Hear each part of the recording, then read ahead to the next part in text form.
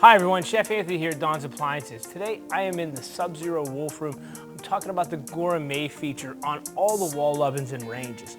The Gourmet feature really takes your cooking to the next level with pre-programmed recipes and think-free cooking, I like to call it.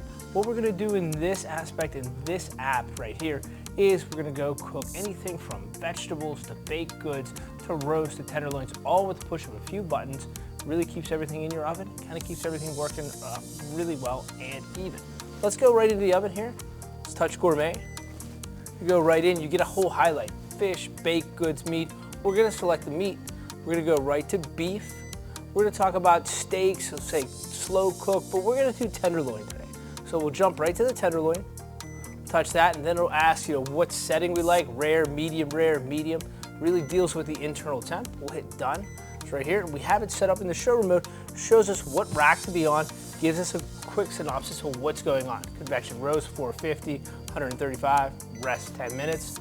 Then you turn it on, and this is really what you see. And this is the great part about the menu-driven cooking is, we have the probe temp up here, the set temp here, tells you what setting we're using and what cooking aspect. It's gonna beep when it's done and then go to a keep warm setting.